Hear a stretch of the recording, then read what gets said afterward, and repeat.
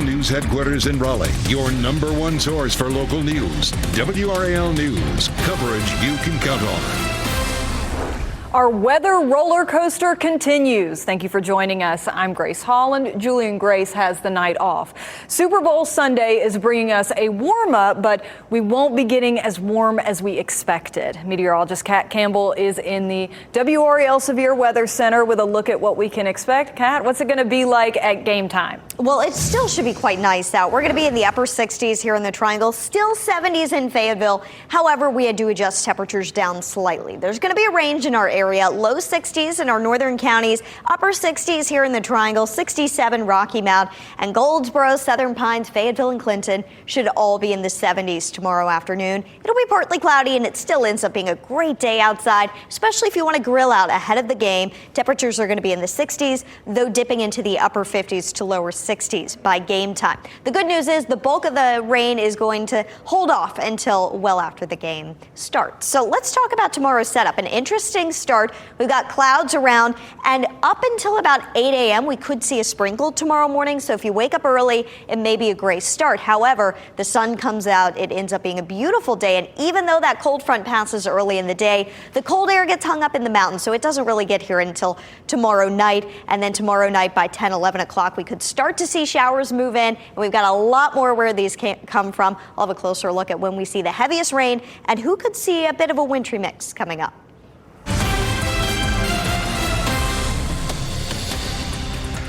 And breaking tonight in the WRAL Live Center, a search effort is currently underway in Wayne County for a man believed to have gone missing at cliffs of the new state park. Take a look. We do a video from that scene. Deputies began looking for Antonio Hernandez Sanchez at 10 this morning. He was reported missing by his family, last seen at Mount Olive Pickle on Thursday. Now, his car that was found at the state park, we're told he's a frequent fisher there. If you know something, contact Wayne County Emergency Services. We'll also share any updates here and on WRAL.com as we get them. Thanks so much, Megan. More than 100 people showed up for a rally outside of the Amazon RDU1 facility ahead of a union election starting on Monday. The group wants workers to vote yes to unionize, hoping to increase pay and time off, among other things. WRAL's Willie Danley joins us live outside of RDU1, where there were a lot of people gathered earlier today. Right, Willie? Yeah, Grace, and they are still here. This is actually the third rally I've covered here outside of RD1. And let me tell you, I've never seen a crowd quite this large. I've been out here for more than 2 hours, and we've seen dozens of cars drive by honking their horns in support of Cause. Amazon Cause, which stands for Carolinians United for Solidarity and Empowerment, is a group of people made up of current and former Amazon workers. This is their last rally before a union election is held at this facility starting on Monday. The workers at this rally tell me they're encouraging all RDU1 employees to vote yes to unionize next week. By unionizing, they hope to receive higher wages, increased paid time off, paid lunch, and several other demands. They believe they aren't asking for the world, just necessities. I spoke to one woman who tells me Amazon is customer obsessed, but she believes that obsession has led to employee oppression. No company is perfect. I understand that, but those imperfections are huge when it comes to the employee. Amazon's making the money. I think we helped them make double of what they made last year. We didn't get a Christmas bonus. The crowd here at this rally is continuing to grow as more and more employees clock out for their shifts. They tell me that they plan to be here for at least the next few hours. Willie Danley, WRAL News, live at RDU1. Thank you, Willie, for staying on top of that as that develops. We also reached out to Amazon for a statement about this. Spokesperson Eileen Hard sent us one that says, quote, "We always said that we want our employees to have their voices heard, and we hope and expect this process allows for that. We believe our employees favor opportunities to have their unique voice heard by working directly with our team. The fact is, Amazon already offers what many unions are requesting: safe, inclusive workspaces, competitive pay, industry-leading benefits, including health care on day one, prepaid college tuition, and a 401k with company match, opportunities for career growth, and more." Army officials are thinking about changing Fort Liberty's name again. An NBC News report says they are considering changing the name back to Fort Bragg. The base was renamed in June of 2023 as part of a Department of Defense initiative to rename 9 military installations named for Confederate soldiers. President Donald Trump said he would change the name back while campaigning in Fayetteville in October. A spokesperson for the Secretary of Defense did not respond to a request for comment. A federal judge has restricted the Elon Musk-led government efficiency team from accessing a critical Treasury Department payment system. The order stops the access temporarily and demands destruction of any downloaded information, saying there is risk of, quote, irreparable harm. The judge ordered the president and Treasury Secretary Scott Bessent to respond by February 14th. North Carolina Attorney General Jeff Jackson, a Democrat, sued last night and asked the judge for this order. In a statement this morning, he said the court recognized this federal overreach for what it is, a violation of federal law and a threat to people's privacy and security. It is critical that government spending is transparent and taxpayer dollars are spent efficiently, but this process has clearly been against the law. For now, DOJ can't access the Treasury system and the data it holds, including Social Security numbers. We're going to keep fighting this case to uphold the long-standing federal protections of Americans' confidential financial data. Several people were displaced by a house fire in Cary this afternoon. The Cary Fire Department was called to Hedinger Drive a little after 4 for a fire in the back of a home. You can see that damage there. They say the fire started on the covered deck and damaged the back of the home before spreading to the attic. No one was injured in that fire. The cause is still under investigation. In Northampton County, the Jackson Police Department conducted a 2-day search for a mother and son who've been missing since June of last year. Sharbrina McGee and her 3-year-old son were first reported missing on June 29th. Her address was in Jackson, but she was last seen in the Seaboard area. Police and other agencies searched around Jackson, Seaboard, and Garysburg over the last 2 days. Search teams, cadaver dogs, and a helicopter from State Highway Patrol were all used, but McGee and her son were not found. President Trump's Secretary of Homeland Security was in Asheville today to see the progress of Hurricane Helene recovery. Noam met with volunteers and Helene survivors. The visit comes after many Trump administration officials, including the president, criticized FEMA's response to the area following Helene. Noam said today that an executive order by the president will remove what she called red tape and unnecessary permits that are slowing down the recovery. This community will be able to rebuild homes and get their roads and their businesses back online faster now because of that bureaucratic red tape being gone. Asheville is still dealing with the aftermath of Helene and its challenges. You'll remember many people were forced out of their homes and lost essential services as that storm caused damage across western North Carolina. Pro-Palestinian demonstrators held a protest in Raleigh this afternoon. The crowd held signs on Hillsborough Street outside North Carolina Republican Party headquarters. Organizers scheduled this demonstration in response to President Trump's proposal to force Palestinians out of Gaza and, quote, redevelop it. Some businesses in North Raleigh are bracing for a 2-year-long headache. That's because the DOT started construction on a new bridge on Durant Road. That bridge has to be built up to move traffic over the railroad tracks, so it's a big project that isn't scheduled to be done until spring of 2027. Lanes were narrowed this morning between Hawksmoor Drive and Capitol Hills Drive. WRAL's Eric Miller shows us how the businesses are adapting. I love this bold black and white pattern. Katie Peterson knew it was coming, but still, Saturday morning, it shocked me. Peterson is a potter and owns this small shop inside Vintage Village on Durant Road. We're all kind of on our own trying to make it work despite the dust and the noise and the confusion and the cones. Stores are getting creative to say we're still here, still open. Some are turning to handmade markers in the construction zone, like this one made from a converted political campaign sign. Others are stepping up their social media presence, like the News General Store. Letting our customers know what's going on and how they can navigate the parking lot and look for our signs. Jerry Adams says the initial stages of this construction, clearing out trees and brush, actually boosted business. Is that the blue table? Yes. And we've handled it very positively.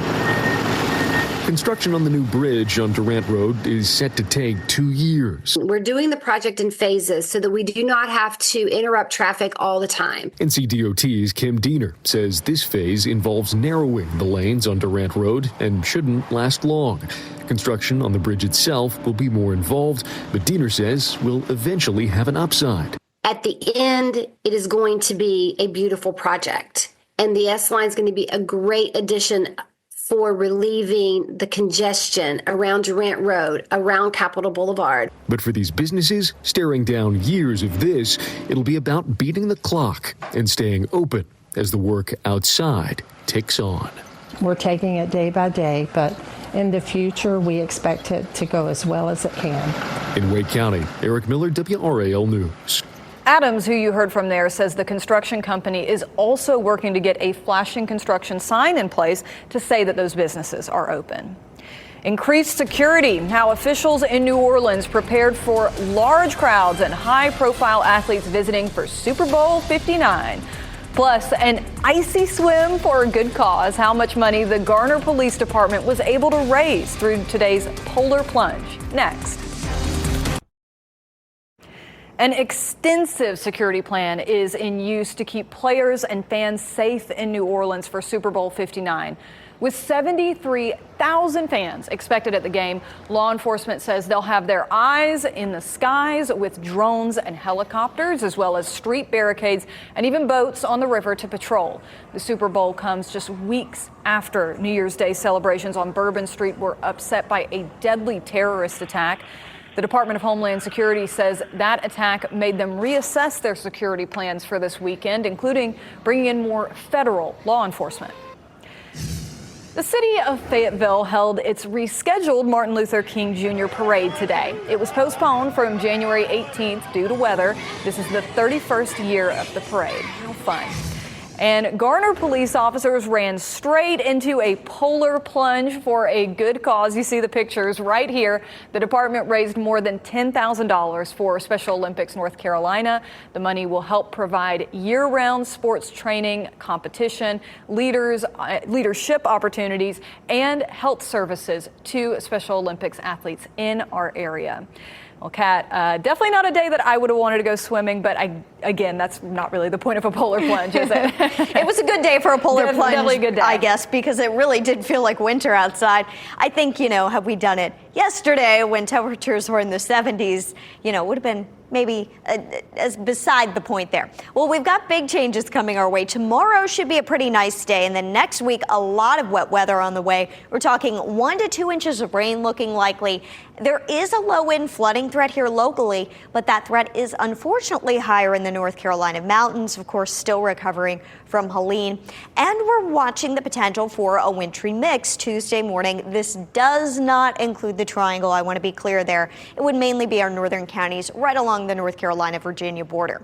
Tuesday is when the intensity of the rain really starts to ramp up. We start to see some heavier rain, even for those northern counties that could see a little bit of a mix. It changes over to all rain. We start to see the flooding threat going up on Tuesday in the mountains, but it's a little bit higher on Wednesday. In terms of rainfall totals, a little bit lower in our northern counties as opposed to in our southern counties as opposed to our northern counties. We did see these numbers come down a little bit today. I would say generally about 1.5 to 2.5 inches of rain is going to be your best bet for most of us. A parade of storm systems coming out of the Gulf. We've got all of this moisture, and the jet stream just steers wave after wave after wave of rain our way. And the first wave will come Sunday night. We could see some showers start to develop 10, 11 o'clock. They're going to be pretty light. You can see them if you look really closely here, the little green splotches. Overnight into early Monday morning is when we have that chance. Look at this Monday morning. It's going to be a rough start for those of you waking up early after the Super Bowl, 7 a.m. Mid-30s with rain coming down, 40 in Raleigh, 39 in Durham and Rocky Mount. It looks like it's just going to be cold rain to start Monday morning. And the best chance for rain Monday is going to be limited to the morning hours. After that, we should, especially after lunchtime, start to see the rain clear out. I think it may clear out a little bit faster than this model is showing. And then just as the sun sets, you may see some clearing of the clouds. And the thing is if we are able to see the clouds move out Monday night, that opens the door for temperatures to really fall further, and that would increase that threat that our northern counties could see a mix. Keep in mind, this is not blue. This is a mix. It's the messy stuff. No fun. This is going to eventually change to all rain. But Tuesday morning, our northern counties, especially north of I-85, could see a brief mix of some sleet pellets as well as snowflakes potentially mixing in. I think the best chance of snowflakes mixing in Tuesday morning would be in Mecklenburg County, Virginia. I think it would be more of a freezing rain, sleet pellet mix as we get into Tuesday morning in our northern counties. But once we get past lunchtime, that threat's over. The yellow pops up. That's the heavy rain, and it would just be rain the rest of the day Tuesday as warm air starts to surge in from the south. Tomorrow, we'll see a range of temperatures, low 60s in our northern counties, low 70s in our southern counties. All around, a pretty nice day before rain starts to move in tomorrow night and Monday. That's a light round, but the rain gets heavier Tuesday, Wednesday, even Thursday. The good news is Valentine's Day looks nice and dry. All right. Thank you so much, Kat. A crucial week for Hubert Davis after that blowout at Duke. It's now or never to build that tournament resume. A bubble battle between UNC and Pitt next.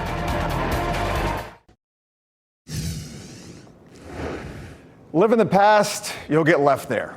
A blowout loss to Duke finally opening Hubert Davis's eyes to the future. He admitted this week he needs a general manager and he needs to modernize his staff. Davis planning for the future, assuming he has one. Virtual must-win for UNC and Jeff Capel's Pitt Panthers for the NCAA tourney.